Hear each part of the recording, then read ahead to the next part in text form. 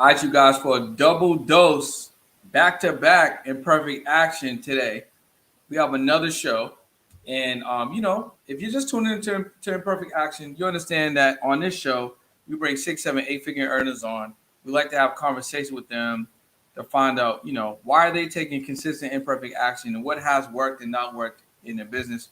And on today's episode, I have an amazing guest, Javon Bowman, who helps women, right, take the stress free. Well, I should say take the stress free. Take the stressfulness of content creation and make it easier, right? I think I can see how content can be stressful.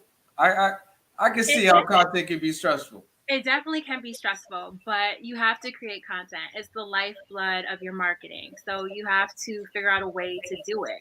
So what I do is I help women create content the stress-free way so that Mhm. they can create content with ease, which will allow them to scale their impact and their income. I think that's amazing. And that's why I like today's episode is titled "Why You Need a Content Department," because I think that a lot of people don't really understand. I mean, you need payroll eventually. You're gonna need human resources at some point.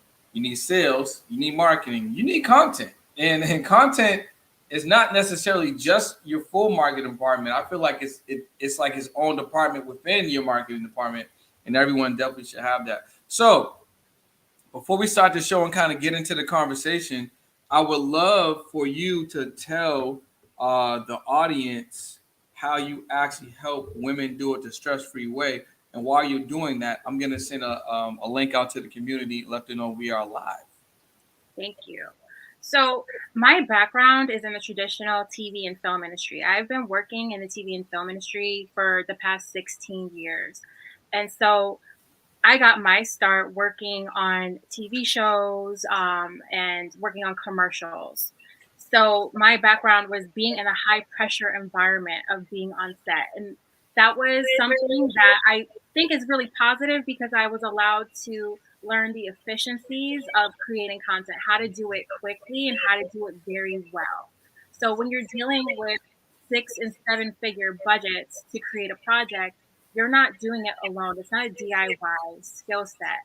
There's a hierarchy involved, and there's a division of labor. You have a director, you have a cinematographer, and then you have post production, you have video editors, and so that allowed me to understand all of the moving pieces.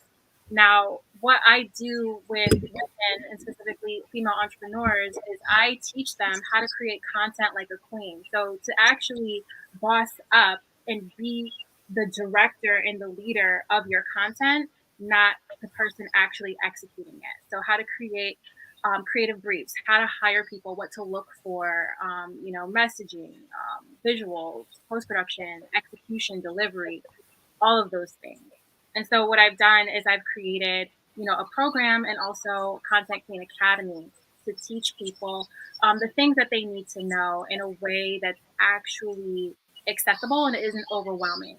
Because if it's one thing I learned during my career as a producer, is that there aren't a lot of women in this industry because it seems to be very male dominated, and that can be intimidating, especially when it comes to creating the content and using technology. And so, what I want to do is demystify that so that women can take advantage of the opportunity of creating video content.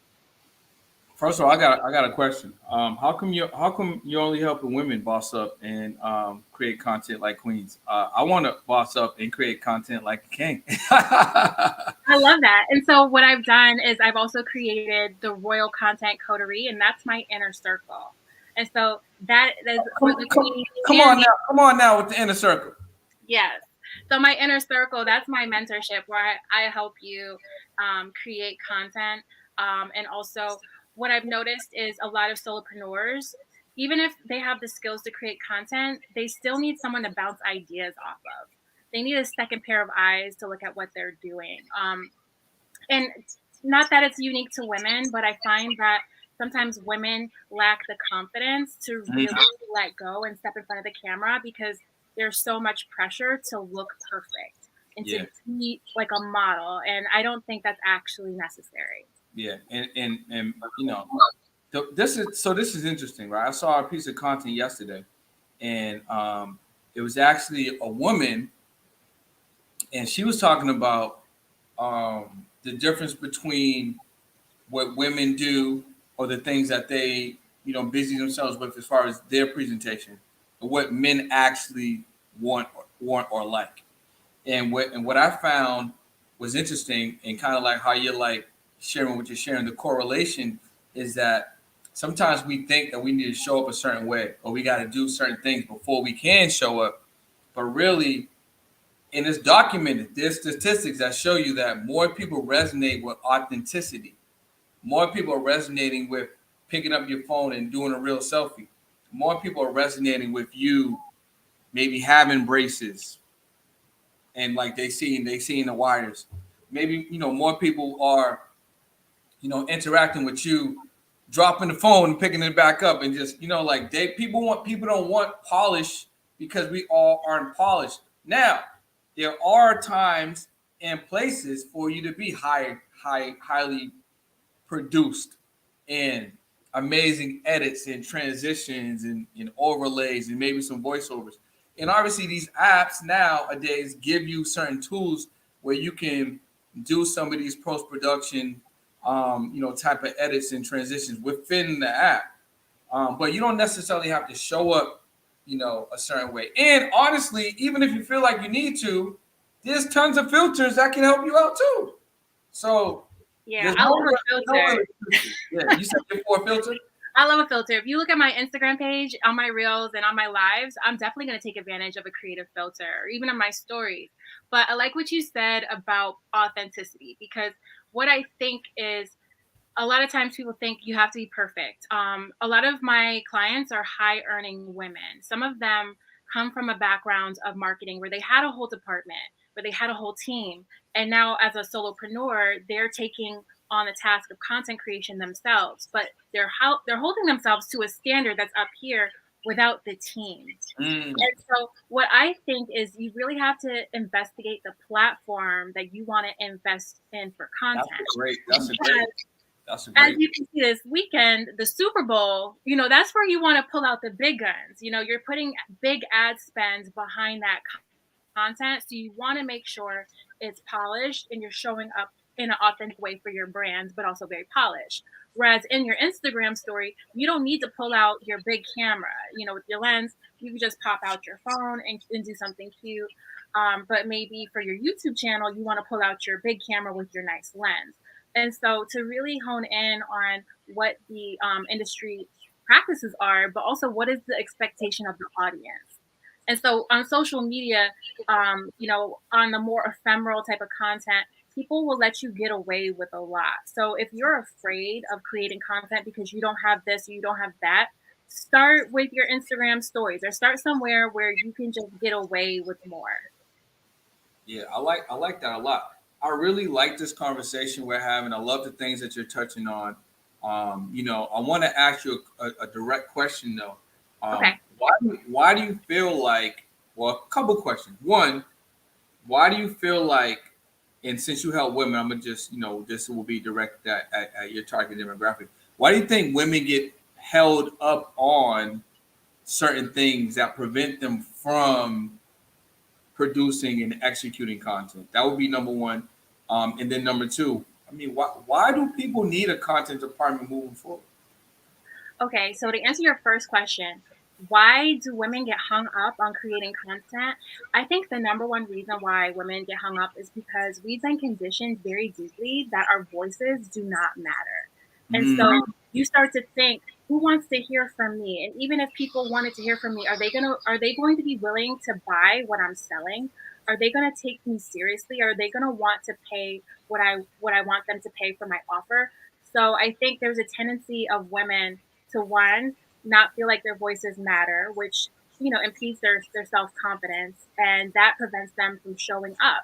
And what I try to do to help them overcome that is to help them realize that there's someone out there right now looking for them, wanting what they provide. And if they show up authentically and genuinely as themselves, that person will recognize them and join them on their platform and in their community, and so on and so forth. And I then mean, to answer, yeah. I was gonna say, I don't want to gloss over that, right? And you said something that was deeply rooted there, and I want to kind of highlight that, and then we can talk about the department. And if you're just watching the show right now, like you just stumbled on, or maybe you're watching the playback or anything like that, what I want you to ask in real time, or maybe ask to yourself, is are you stumbling over content, or like what's stopping you from making content? And should you make some content today? Did you tell yourself you was going to make some content, but something stopped you, right? Drop that in the chat, or maybe write that down in your notebook, right? So we know what that is. Because the first thing is identifying what that is. We're on with Javon Bowman, and we're talking about content. Drop your questions in the chat. She's going to help you to create content moving forward, stress free. So one of the things that you said there that I thought was we can't go forward until you touch on this, is Okay. the deeply rooted feeling from women of who wants to hear from me. So I guess, where do you feel like that's coming from, and how do women? I assume you help them, right? But how do they start to kind of get over those hurdles to then show up authentically, with their voice? Right. So I think we're deeply conditioned from childhood. So this goes back into our culture and in our homes of, oh, a child is supposed to be seen and not heard. And so for a young girl, especially in our community, we might be told that we're too loud. We might be told that our voices don't sound right. Maybe our vernacular, maybe, our vocabulary. So I think it starts from a very early age, being told like the way that we just show up in the world is not good enough and not worthy. Um, Mm, Also, the media, it shows that women are valued for our bodies and the way that we look. And if you look at the world of content on places like Instagram, it used to be a very visual, just still based platform. And so you could see the way that changed like the culture of what type of women were valued. But now that it's more becoming a video platform, you're seeing women who use their voices and talk and are intelligent are being heard and they're being more promoted. So you have that stereotype of like the pretty girl was, she's really cute until she opens her mouth, right? And so you're like, oh, I wish she would stop talking because she just ruined my fantasy of her. And so from a woman who's not creating content, you see those types of those comments. You start reading those comments and you start to internalize that. Like, well, if I show up and I create content, are they going to think I'm ditzy? Are they going to think I'm this, I'm uneducated, or are they going to think, or what if I'm not perfect, or being bullied online? There's a lot of different things going on that prevent people from creating content, stalking, harassment, all types of stuff. So I would commend anyone who creates content just getting started because you're brave. Um, and I think that goes into how you overcome that. You have to identify your beliefs that you have, and what beliefs that you have that aren't actually true. So, limiting beliefs. So, a lot of times our limiting beliefs are not based in reality, there's no facts to support them. And so, what I do is I tell myself, this is a belief. There's no basis in reality, but then I go a step further is I create affirmations to help counter that belief. And you can do this, at home by yourself. Just write down a couple affirmations for yourself to support your goal. So if you said I wanted to create content, you can create an affirmation, um, for yourself. Like I am endlessly creative, and people want to hear from me, and I create content effortlessly. And so you repeating that to yourself on a daily basis, it will counteract those negative beliefs instead of reinforcing them. And so that's really how I address that because I really believe the idea that no one wants to hear from you is not true, and it's something that you can't prove. And so you have to get over that fantasy and that lie. And one way to do that is to start weeding out those negative thoughts and planting new ones. I like that. That's actually really fire. So, I want to touch on why we need a content department. I want to let you know what's going on my board right now, also. But before we get into that, we got a question from Brandy. Brandy's asking, I've started being more consistent, creating and posting content daily. What strategies should I utilize to make content more engaging? That's a great question, Brandy. So number one, congratulations on being consistent and posting content daily. That is a big struggle for so many people. So I just want to give you your props right there. And so as far as like a strategy to make your content more engaging, I would do things like utilize polls, like in your stories. Ask people questions. Another thing that you can do is you can give people a call to action in your post. So tell them what you want them to do. If you want them to save this post, tell them to save it. If you want them to share it, tell them to share it. If you want them to comment something in your comments, ask them a question or tell them what to comment. It could be as simple as telling them to leave a heart emoji, but that's a way to engage with your audience so you're not just speaking out into the void. I like that. So we got polls, we got call to actions, which is also great. I feel like, excuse me, if you have a piece of content and there's no call to action on it, I feel like you're shooting a blank. Now, I also feel like that every call to action doesn't have to be a sale. You know, it could be shoot me a DM, leave a comment below. You know, there's so many other ways, excuse me, to engage without saying, "Hey, purchase my XYZ." And then sometimes the non-sale call to action will get you closer to the actual sale, and it's also good to kind of mix those up. But you were saying something. What were you gonna say? I was going to say lately, I've been thinking of social media as a place to start conversations. And because of what I'm offering right now, which is my inner circle mentorship and my Content Queen Academy, I find that I really want to get to know the people that I'm engaging with on a personal level. And so I want to get people into my DMs just talking. Oh And yeah, so this is how we I got like here. We got here I through the days. So I like to post content. Sometimes it could be a little provocative just to get people into my DMs and start talking to them. Maybe something that's polarizing. Asking them, well, what do you think about this? And that way you really get people into their feelings, into their emotions, and then you can actually start those conversations. I like. Another thing I want to say is, if we're talking about like social media, like Instagram, there's certain posts that are going to have different audiences. So when I post reels using a trending sound, for example, I'm going to be exposed to people that don't follow me.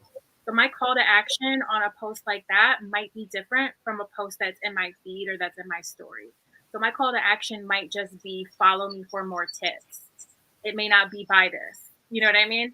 So be aware of who is going to see your content. Are you going to be exposed to a cold audience, or are these people already warmed up?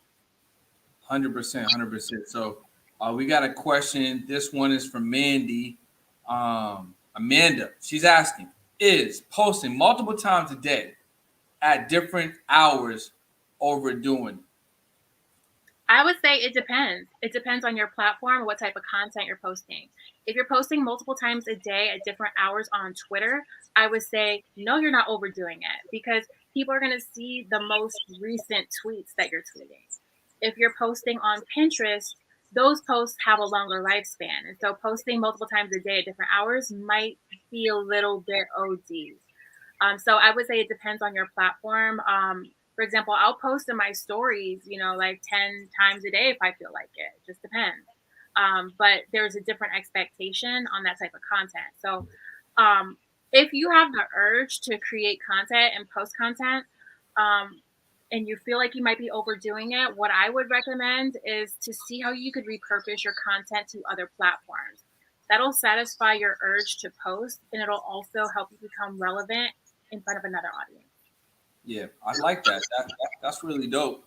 Um, and another thing I would say, before you feel, and this might be for anyone, right? Before someone feels like the urge to be overdoing anything, my question to you is, are you doing enough long enough to find out if you're actually overdoing?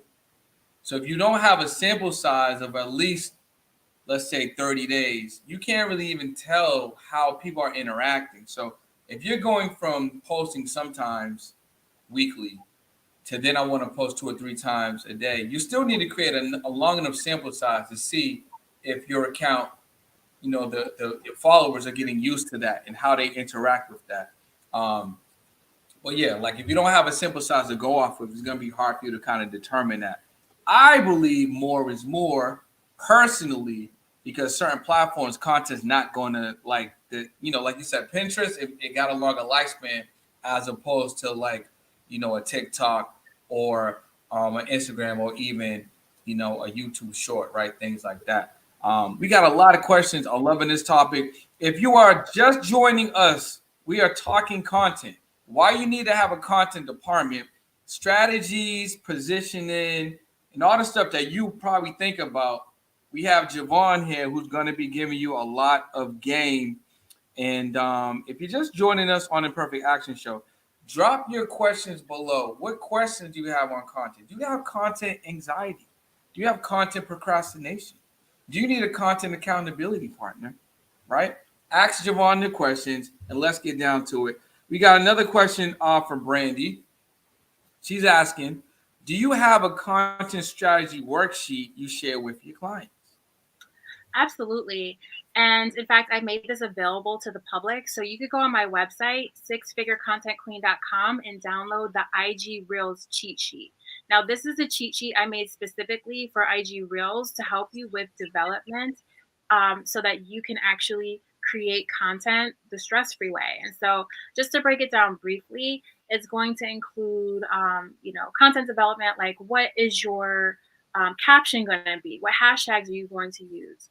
If you're going to be using a sound, write the sound down. Do you have a script? Do you have storyboards? This is going to help you create a shot list so that when you go to create content, you can do it in a batch.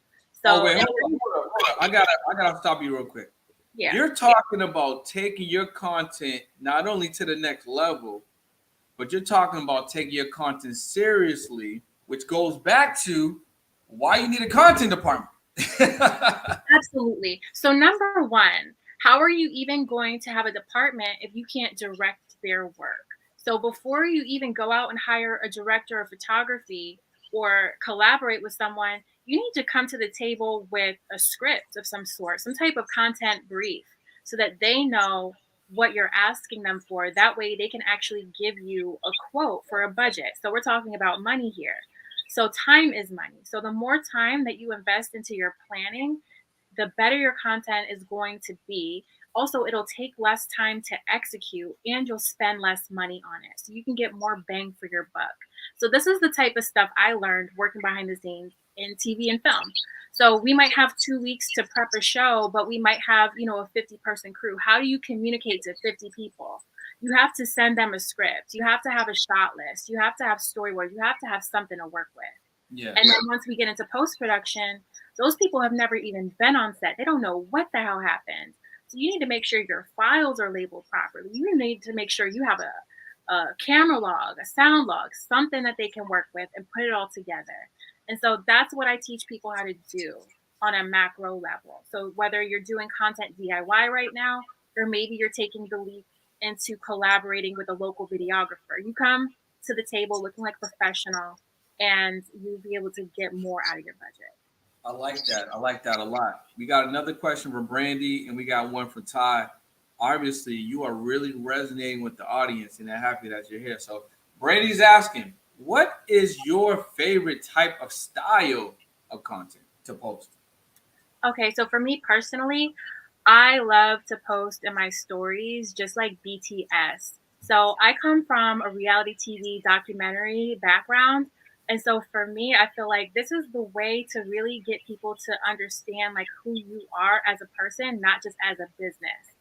And so I love to really give people that raw, gritty BTS content. So for me, I love to post in the stories. I think that's a perfect place for that. And then sometimes I'll take those stories and I will repurpose them into reels. So I think you can have the best of both worlds in that by being consistent in your stories, giving them that raw, documentary type of content, but then also maybe you can use this and repurpose it later into something bigger. So I think what you just gave, if you guys are picking up what she put down, was a super cheat code, right? A lot of us, me included, right?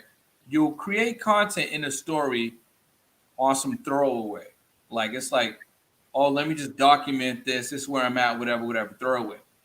There is an option to save the entire video or save the entire story. So if you got some fire stories, you can save them, and then, like Javon was saying, repurpose them later, especially if those stories got some engagement. You can file those into, a folder on your phone, or you can file those into a Google Drive, or you know if you're using Asana or Notion. There's a lot of project tools out there, but I think that's amazing because you're able to repurpose the content. And because content moves so fast, you can literally repost the content in a couple of days, a couple of weeks, or even a month because the people don't forgot about it. They didn't see umpteen cats and dogs, car accidents, you know what I mean? Their favorite celebrity crush, or a football game. So they forgot about the content that you posted last week that went fire. You can repost that. How many commercials have we seen over the past quarter? That's the same commercial, right? Over and over and over and over again. Because Single, guess what? same We exact. don't have time and money to be creating content on a daily basis. I'm sorry. This is where my experience, my background working in commercials in New York City comes in. I'm like, look, these people hired you to come in and do like a 2-day shoot. They got their whole campaign done in 2 freaking days. And then they're using those assets for the whole year. But you're Yeah. telling me you don't have time to make content. So you don't have 2 days to create content that you can use for the whole year. What you need is a strategy and a plan. And that's where I come in. Woo! You got the heater today. I like that. So let's hit Ty's question, and then I want to get some insight from you on why people need a content department and why they need to take it seriously. We're on with Jovan. Excuse me. I need some water. The water's all the way over there.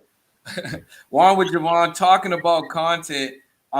Really quick, head over to at the number 6 figure content queen. Follow her immediately. Send her a DM. Let her know that you came from the Imperfect Action Show. You want to take advantage of that free, resource that she gave you guys on the site. Ty's asking, what are good hooks to add to your content? I think that's a great question. I think every piece of content that you post should have a hook in mind. And on my IG Reels cheat sheet, I definitely like to write down like what my hook is going to be, as well as like my call to action. And I think your hooks should tie into your call to action if you have one. So one hook that I think is really good is something that is going to get people's attention, that's really provocative, is tell people the number one mistake that they're making in your niche and how to Oh, overcome I did one of those today. it. Right. So what was your hook? Listen, I said, might as well. I just went right to it. I said, podcasters, the number one reason why you're not making money is because, Exactly. And then yeah, you deliver. yeah, Or, I could do something like, here's the best app to shoot footage on your iPhone, how to make reels on your iPhone, or the best app to edit reels quickly. Or maybe I'll do something. AI is getting really big right now. So, 3 content prompts for Chat GPT or something like that. yeah. So, what people want is something that's going to get them hooked in the first 5 seconds. So, don't be too long winded, be specific, but also let people know what you're going to deliver. Actually, deliver on it. Then people will watch to the end. 100%. If you guys are just tuning in, right?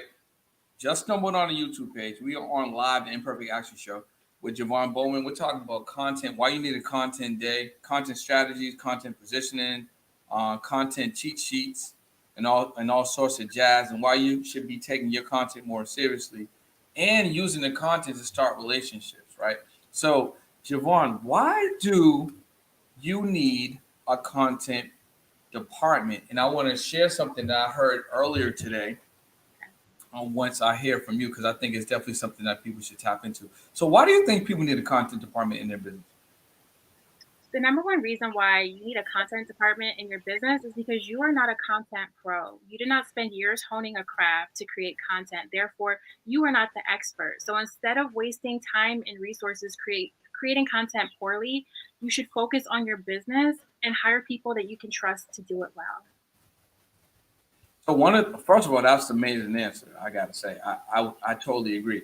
So, playing devil's advocate here, someone's probably like, well, do I still need to create it? Are they creating it for me? What's the best way for them to go about that?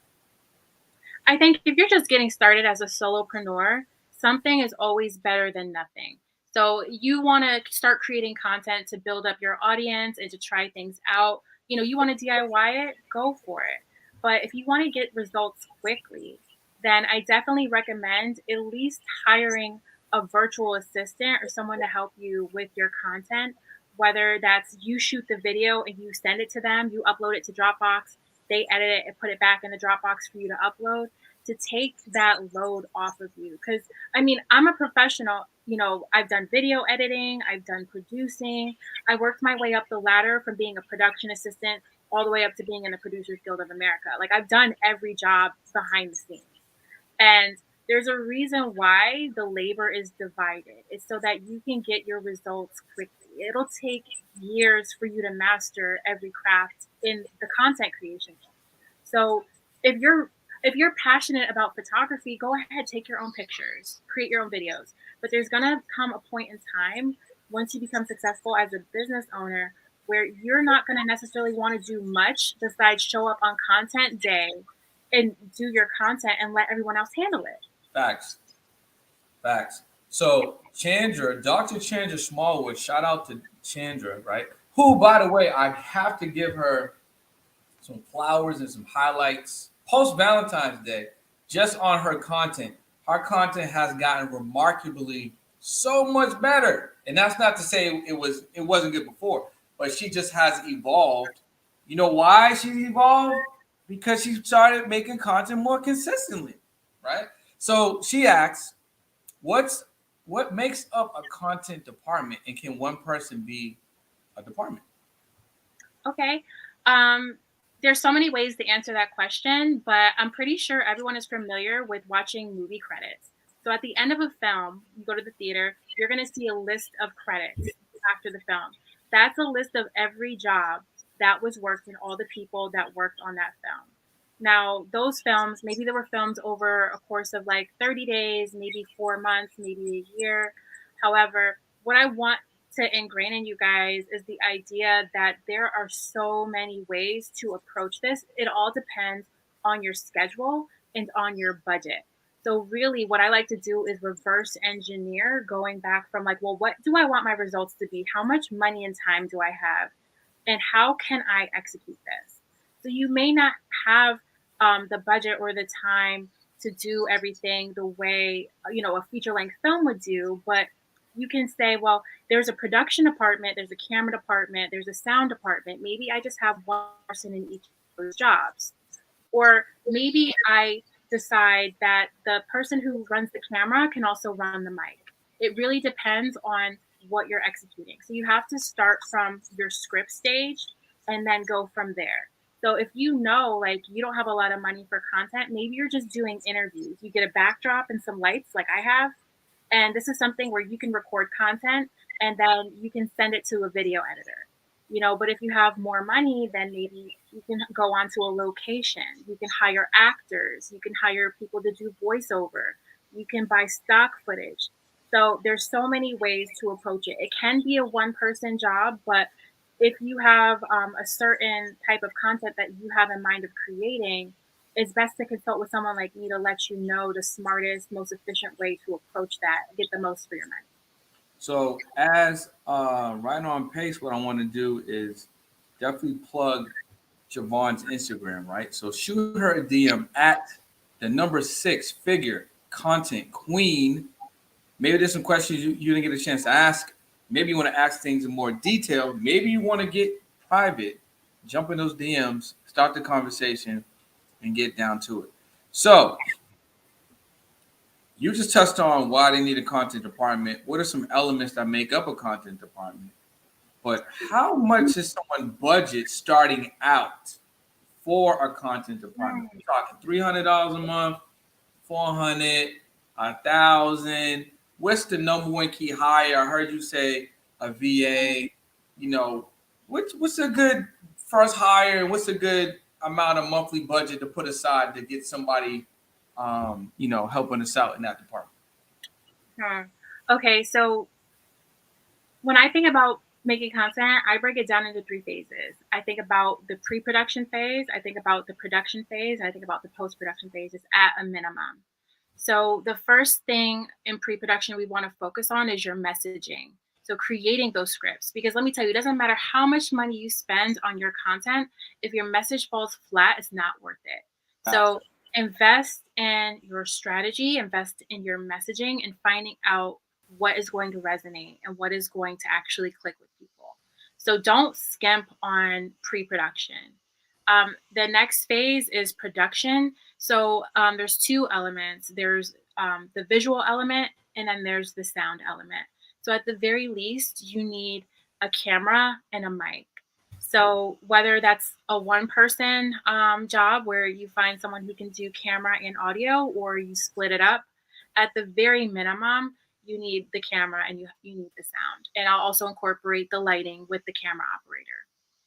And then in post production, if we're just going to bring in one person, I would say bring in an editor, someone to take your raw footage and cut it into the final product, but also do cut downs for promo and things like that. So I would say it's possible to combine some of those jobs. You can find a producer who will also edit.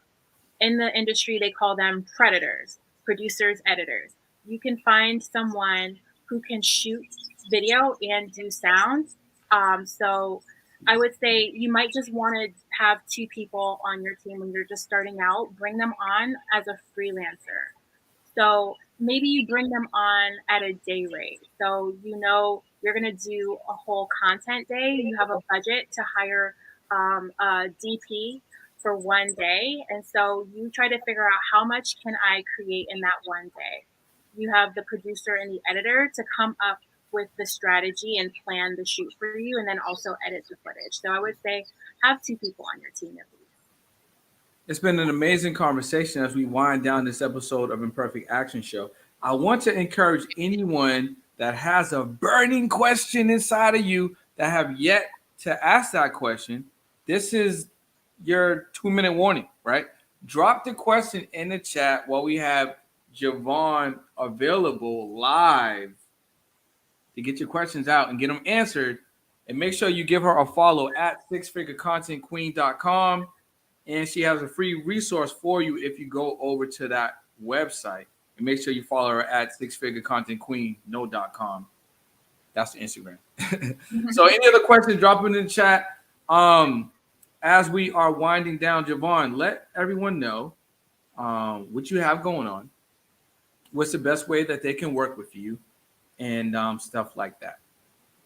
Okay, so the best way to work with me is to schedule a consultation. So if you actually want to work with me on a one-on-one basis, I offer free 15-minute consultations. I have a Calendly link on my website, sixfigurecontentqueen.com, so you can schedule a consultation through there.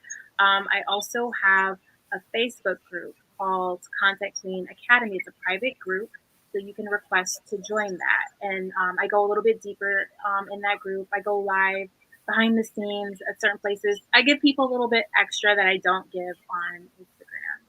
So I would say those are the two best ways to reach out to me. Of course, my DMs on Instagram are always open. So hit me up. You can go to my website, join my email list. I do special offers on my email list. So I might offer discount codes to my classes or my courses. So yeah, definitely keep in touch. Sound like you guys need to get on the email list. You need to get in that free Facebook group, and you need to get on that consultation call to find out what makes the most sense. Because not only do you need a content department, you need to take your content more seriously, right? And your content should be purposeful and intentional, not content for the sake of content, because now you're just wasting your time, right? We're gonna end on this last question. Actually, we got two questions, right? Okay. Here we go. Here we go. We got one from Lycan. We got one from Ty. We're gonna end off in these two questions, right? So Lycan's asking, and you may have touched on some of this already, but you can kind of like retouch on it. How much should I pay someone monthly to create content? You know, honestly, there's no set industry standard for social media content. So in the film and TV industry, We have our own like day rates. We have unions that enforce that.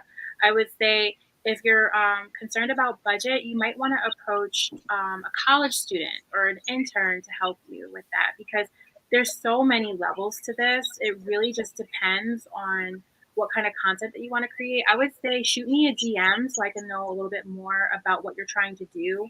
And then I can give you a little bit more insight on, but it also depends on what market you're in. If you live in New York City versus, or one of the big hubs for content like Atlanta or LA, your rates are going to be different than if you live in a smaller market. So it really depends on so many factors. But Yeah.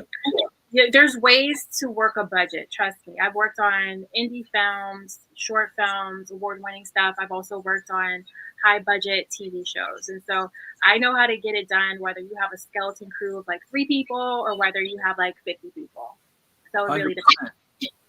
And I think also, just to add on to what Javon was saying, everyone may have some different needs when it comes to your certain content. Like where I might need an editor versus somebody might need a strategist and an editor, right? Or maybe somebody actually needs a camera person. So I think doing an audit what you feel like you need, and then Javon can be like, okay, cool, this is what we may be looking at based on your personal needs. So that's a great way to Yeah. kind of start that I'm as well. really big at on examples. So if you send me like an example of like I want to create content like this, I can tell you what I think that costs. As a line producer, that's kind of like what you do is like you estimate costs. So I can help you with that. So we're gonna end on this question for Ty. It's been an amazing episode. I'm very happy that we went overtime. I'm not even gonna be upset about that at all. This has been great. Ty's asking, what's the best way to build the right strategy or how to say your message properly? I would say, in my personal experience, starting out with market research, research your market and who you're targeting, and see who's out there, who your competitors are, and what's resonating. Figure out a way that you're going to differentiate yourself. And then there's no way to get around the fact that you have to do some trial and error. You have to do some testing.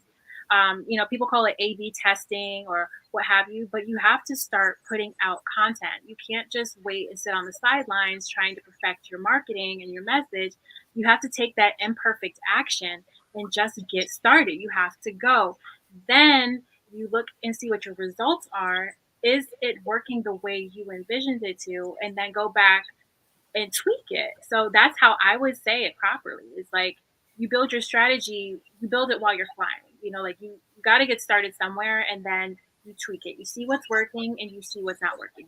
There's great analytics on social media platforms. You can see a lot about your demographics, what's hitting, what's not. So take advantage of that. Do your research. If something is working well, duplicate it, replicate it. So that would be my advice. What do you think? That's amazing advice. I couldn't say it any better than myself. I mean, you really touched on everything. I think, you have to put something out there to see it's gonna work. There's no magic pill. If you have a message, you can't put the message out there one time and it don't work, and you feel like the message doesn't work. It may be they didn't see the message. Maybe they didn't hear the message. Maybe it's the way you delivered the message. Maybe it's a pronoun or a noun or a verb you can tweak up. Maybe you gotta hit them with some hooks and then deliver the message, right? Maybe you're saying it way too soft and they can't hear the message. So you got to do it just like Javon said. You got to do it long enough and then take some market research and some data, look at the analytics, see what's really hitting. And you got to be confident in the message that you're delivering. But yeah, like you touched on everything. I'm just supporting what you're saying right now. And actually, shout out to the sun setting because you see how it's just resonating off my face right now. I want you guys to first make sure that you follow Six Figure Content Queen right now. Follow her right now. If you're watching the playback, follow her right now. Jump in them DMs, get that consultation call. Make sure you ask her anything that you need to know about or around content and get your content set up to be the best version of its current self this year and moving forward. It's been an amazing conversation with you.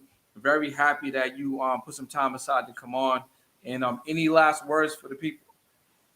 No, I just want to say thank you for having me. And my last message for everyone is just get started. Just do it. Don't let another day go by with you wanting to create content and not actually doing it. You have no excuses. You could use this, use what you have. Just get started. Don't worry about what people are going to think of you, because at the end of the day, when you succeed, it's going to be based off of your execution. And don't be afraid to ask for help. I can give you the roadmap, but sometimes you actually need a guide. And so if you need a guide, don't be afraid to ask for help from someone who's actually offering it. So that's what I want to share. So I'm gonna give the people that are still on here. I'm gonna give you one challenge. Pull your phone out. If you're not watching this on your phone, if you're watching this on your phone, do a screen record. Screen record right now, or use your phone if you're watching this on your laptop, right, or on TV on YouTube. Shoot a story, right? Tag at Six Figure Content Queen. Tag me. Not only is this going to hold you accountable, which is number one, you're going to create some imperfect action content. Number two, and you're starting a conversation with the Six Figure Content Queen. And, I can't be out here making challenges and not participating in the challenge, right? So I'm about to do that right now. I really appreciate all you guys for tapping into today's episode. And if you were paying attention earlier, we had a double episode. We talked about financial services, and now we're talking about content. It's been an amazing day at the Imperfect Action Show. We will see you guys tomorrow. Make sure you follow the Six Figure Content Queen. I'm going to get some water because it's crazy out here right now. I'll see you guys on next episode. Thank you.